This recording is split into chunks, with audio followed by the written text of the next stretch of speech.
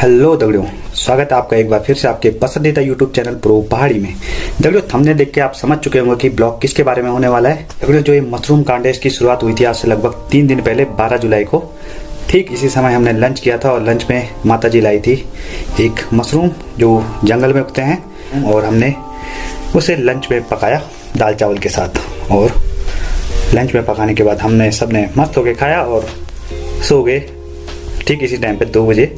और जब मैं उठा तो फिर मुझे लगा कुछ तो गड़बड़ है। हेलो दगड़ियों, हल्का हल्का नशा हो रहा है। कने अच्छा सब मशरूम लाल छो भाई जर्जर दाल बुनी भाई है रूम से हल्का सा नशा हो रहा है, जैसे कि हमने दारू के पैक मारते होंगे। और ऐसी कोई फीलिंग नहीं आ रही कि कुछ बुरा हो जाएगा या कुछ हो जाएगा, लेकिन नशा है उसमें। और जहाँ तक मुझे लग रहा है कि मशरूम के कारण ही ये नशा आ रहा है। और मम्मी पापा और मैं ही हूँ जो मशरूम खाया था, और हिमांशी ने नहीं खाया था और पारस ने नहीं खाया था। तुम जाओ, मैं बैठे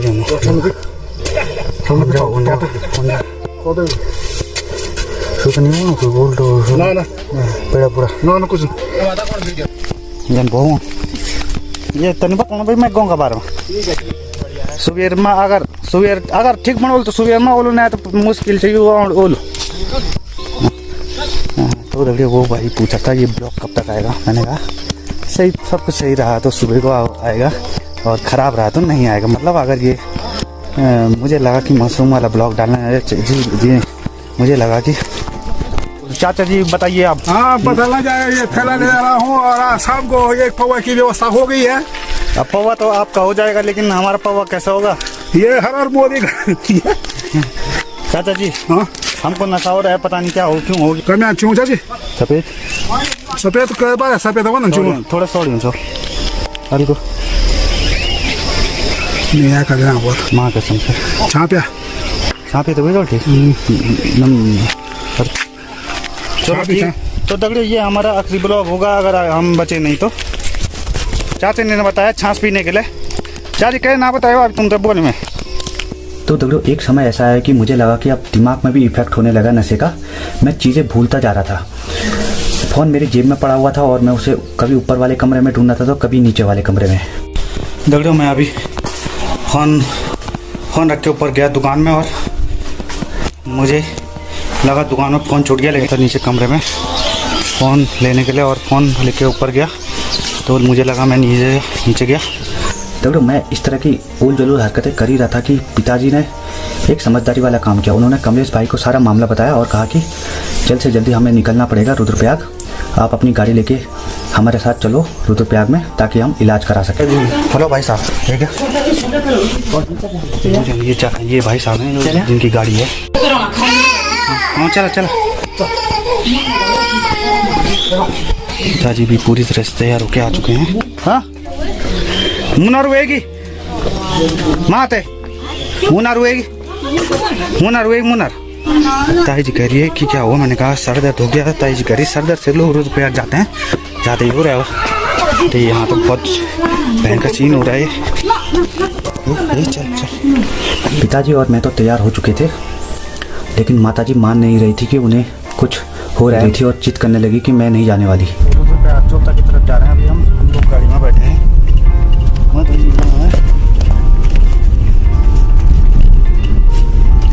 जैसे कि अब क्या रुद्रप्रयाग पहुंच चुके हैं और तो जिंदगी में पहली बार अस्पताल में ग्लूकोज चला रहा हूँ। तो पहला एक्सपीरियंस बहुत ही कैसा रहा दोस्तों, क्या बताऊं, मिल के बताते हैं, आप कल बताएंगे। दगड़ियों अस्पताल में हमारा इलाज चल ही रहा था कि अचानक से एक केस आया। मेरे बगल वाले बेड में एक बच्चा आया 13 साल का जो सदमे में था और उसके अभिभावकों और जो डॉक्टरों के बीच बातचीत चल रही थी। मैं सुन रहा था। मैंने सुना कि बच्चे का दिमाग पढ़ाई लिखाई में बहुत कमज़ोर है, वो उसे मैथ्स वगैरह समझ में नहीं आती और वो गेम खेलता रहता है, लेकिन मैथ्स वगैरह उसे समझ में नहीं आती। और शायद वो ट्यूशन टीचर ने उसे डांट दिया होगा ट्यूशन पढ़ाते वक्त, जिससे वो सदमे में आ गया। हम कई बार अपनी जो आशाएं होती है उसका बोझ अपने बच्चों के कंधे पर डाल देते हैं, उसके सर पे डाल देते हैं और वो फिर एक मानसिक तनाव बन के या एक साइकोलॉजिकल जो बीमारी बन के उभर के आता है बाद में, और बहुत लंबे समय बाद उसका जो परिणाम हमें नज़र आता है। 13-14 साल की उम्र में तो बहुत नाजुक उम्र होती है ये।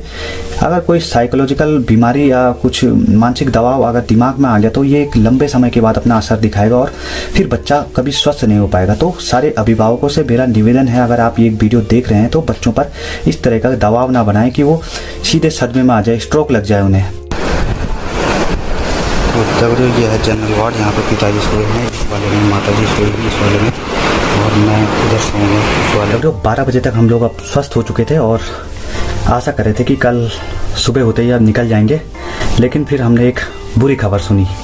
दगड़ो समय है रात के 12:30 बजे और हिमांशी की तबीयत भी बहुत ख़राब हो चुकी है। घर पे फ़ोन आया था कि वो बोली थी पेट में दर्द हो रहा है। जब हमने दिन में पूछा था उस टाइम वो बोली थी मैंने नहीं खाया मशरूम, मेरी तबीयत ठीक है। लेकिन अभी सुनने को मिल रहा है कि उसने भी थोड़ा सा टुकड़ा टेस्ट किया था, एक टुकड़ा, और उसके जो पेट में दर्द शुरू हो चुका है। तो देखो हमारे पड़ोसी हैं मास्टर चाचा, जिनका नाम अरविंद ही है, जो हमसे लगातार संपर्क में थे।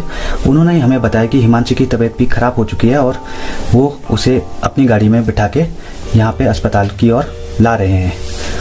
हिमांशी ने शुरू में काफ़ी मना किया कि वो ठीक है, लेकिन जिद करके उसको भी हम अस्पताल लेके आ गए। तो दगड़ो हिमांशी पहुँच चुकी है हमारे मास्टर चाचा की गाड़ी में यहाँ पे अस्पताल में, और वो इमरजेंसी वार्ड में। वो अभी अनकॉन्शियस है, उसे बिल्कुल भी होश नहीं है। अभी उसका जो परीक्षण किया जा रहा है, डॉक्टरों ने हिमांशी का चेकअप किया और उन्होंने पाया कि उनके पास कुछ सुविधाएं नहीं है चेकअप वगैरह की, तो उन्होंने उसे श्रीनगर रेफ़र कर दिया। और साथ में हमारी चाची जी रश्मि देवी भी थी, जो कि एक आशा है, हेल्थ वर्कर हैं, वो उनके साथ जाने लग गई। लेकिन फिर मैंने कहा कि एक आदमी की और एक्स्ट्रा ज़रूरत पड़ने वाली है, क्योंकि एक आदमी जो मरीज़ के साथ तो रहेगा ही रहेगा, लेकिन एक आदमी जो ब्लड सैंपल वगैरह की जांच होती है उसके लिए दौड़ भाग भी करनी पड़ सकती है, और कई सारे टेस्ट होते हैं उसके लिए उसको दौड़ भाग करनी पड़ेगी, फॉर्म भरने पड़ते हैं और बहुत सारी चीज़ें करनी पड़ती है। उसके लिए मुझे भी जाने दीजिए। लेकिन डॉक्टरों ने शुरू में मना किया, लेकिन काफ़ी नानुकुर जिद करने के बाद वो राज़ी हो गए कि मुझे छोड़ने पर राज़ी हो गए, और मैं भी उनके साथ श्रीनगर की तरफ चले गया। इनका फोन करना है। अच्छा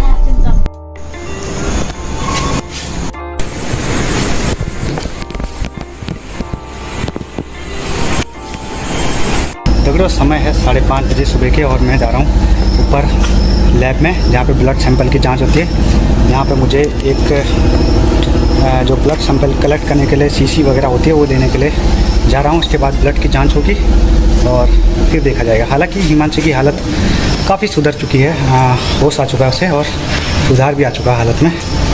और अभी ब्लड सैंपल की जांच होगी, उसके बाद ही पता चलेगा कि आखिर में मामला है क्या। हेलो सर, थोड़ी देर यहाँ पे वेट कर लेते हैं, देखते हैं कोई आता है कि नहीं आता है। लगभग 15-20 मिनट वेट करने के बाद ब्लड रिपोर्ट्स आ चुकी थी और सब कुछ नॉर्मल था, और दिल में एक उम्मीद की किरण जगी कि चलो अब बहुत जल्दी सब कुछ ठीक होने वाला है।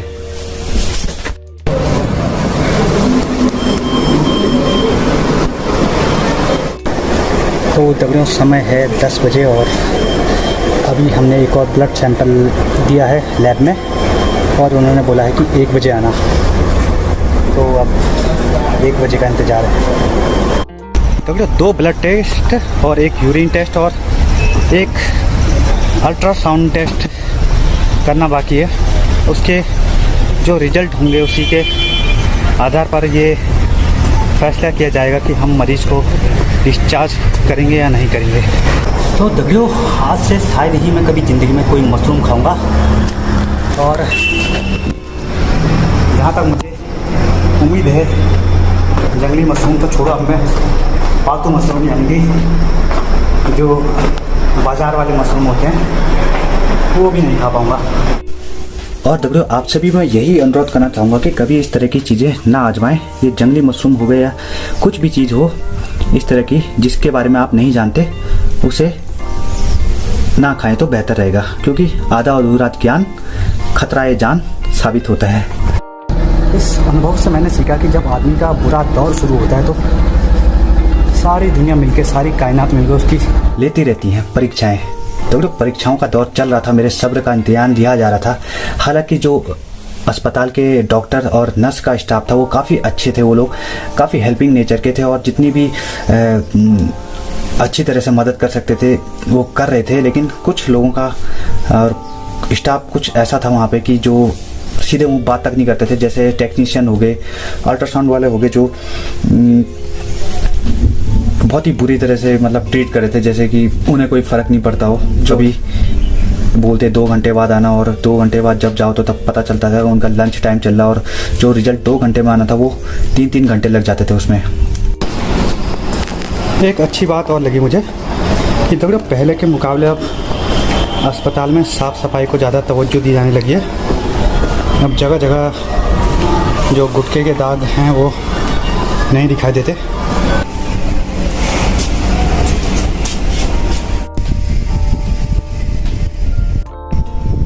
तो देखो जैसे जैसे समय बीतता जा रहा था हिमांशी की हालत भी सुधरती जा रही थी, और एक समय तो ऐसा है कि अब डॉक्टर कहने लगे कि अब हालत काफ़ी सुधर चुकी है अब, और कल आप लोग घर जा सकते हो। और रात होते होते हिमांशी को भूख लगनी भी शुरू हो चुकी थी। इससे पहले उसने कुछ भी नहीं खाया था, लेकिन रात में उसने अंडा करी खाने की इच्छा जाहिर करी। तो तकरीबन समय है 8:52 और अभी मैं जा रहा हूँ अस्पताल से बाहर की तरफ खाना लाने के लिए, क्योंकि हिमांशी की तबीयत में सुधार आ चुका है और अभी उसका मन कर रहा है अंडा करी खाने का। और जो यहाँ पे भोजन मिलता है वो क्वालिटी उसकी उतनी अच्छी नहीं होती, इसकी वजह से मुझे बाहर से खाना लाना पड़ रहा है। और अभी मैं जा रहा हूँ यहाँ मार्केट की तरफ।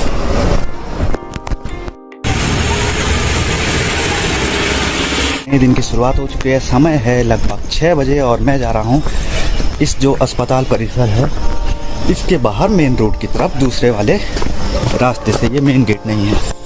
तो दोस्तों जैसा आप देख पा रहे होंगे एक नए दिन की शुरुआत हो चुकी है और आज का दिन काफ़ी अच्छा होने वाला है, क्योंकि हम लोग आज घर जाएंगे फाइनली, लगभग 2 दिन तक अस्पताल में रहने के बाद। और अभी मैं जा रहा हूँ चाय लेने के लिए, चाय पानी का इंतज़ाम करने के लिए चाची जी के लिए और हिमांशी।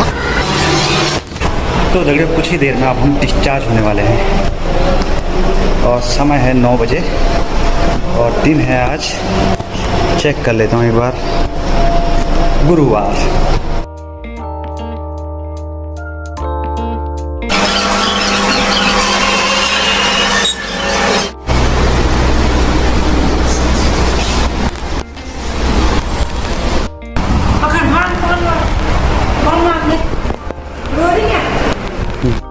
जो अभी आपको ये बच्ची दिखाई दी, इसकी मम्मी और उसकी मम्मी की जो साथी थी वो भी मशरूम पॉइजनिंग का शिकार हो चुके थे। तो तब ये नेपाल से आए हुए वर्कर थे जो दिहाड़ी करने के लिए अगस्त्यमुनि ब्लॉक में काम कर रहे थे, और जंगल से कहीं से इन्हें एक मशरूम मिल गया था और इन्होंने मशरूम खाया और तुरंत ही आधे घंटे बाद इनको उल्टी दस्त होने शुरू हो चुके थे और इनकी हालत भी बिगड़ चुकी थी। सबसे पहले इन्हें भी रुद्रप्रयाग लाया गया था हमारे जैसे, और रुद्रप्रयाग लाने के बाद इन्हें भी श्रीनगर के लिए रेफर किया गया था। तो देखो कम से कम 5 केस मैंने देखे यहाँ पे जो मशरूम पॉइजनिंग के थे श्रीनगर में।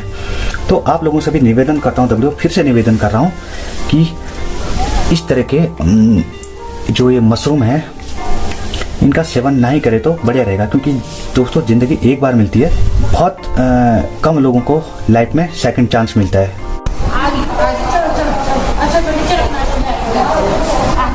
डॉक्टर रात को हिमांशी की हालत में सुधार आ चुका था। डॉक्टरों ने भी कहा था कि सुबह तक आप लोग घर जा सकते हो, लेकिन जो सुबह को डॉक्टरों की टीम का जो दौरा था उन्होंने चेक किया ब्लड प्रेशर, तो हिमांशी का ब्लड प्रेशर काफ़ी कम निकला और उन्होंने फिर से एक बोतल ग्लूकोज की चढ़ाई और हमसे कहा कि अगर ब्लड प्रेशर नॉर्मल हो गया तो ही आप लोग घर जा पाओगे, वरना कुछ दिन और यहाँ रुकना पड़ सकता है। मेरे दिमाग में एक बात आई कि शायद इसने कुछ खाया पिया नहीं होगा, तो ब्लड प्रेशर इसका लो हो गया होगा। और फिर मैं गया बाहर की तरफ और पराठे वगैरह लेके आया। तो देखो पैक करा लिया मैंने सामान और चल रहे हैं ऊपर की तरफ, हम अस्पताल की तरफ। पराठे खाने के आधे घंटे के बाद फिर से डॉक्टरों की टीम आई और इस बार उन्होंने जब ब्लड प्रेशर चेक किया तो सब कुछ नॉर्मल था और सारी कागजी कार्रवाई पूरी होने के बाद हम फिर निकल पड़े घर की तरफ।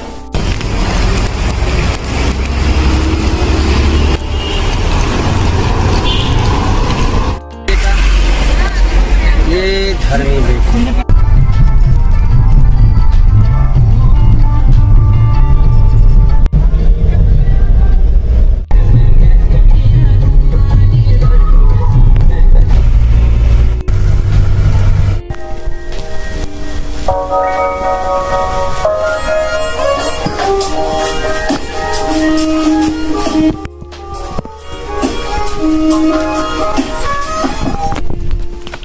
तो दगड़ों ये थी हमारी कहानी।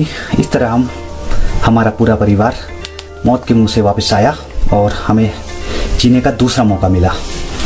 और ये मौका सबको नहीं मिलता, इसलिए मैं आप लोगों से भी निवेदन करता हूँ कि कभी इस तरह की चीज़ें जैसे जंगली मशरूम हो गया या कोई भी जंगली जड़ी बूटी होगी, उसे बिना जांचे परखे, बिना अनुभव के ना ही प्रयोग करें तो अच्छा रहेगा।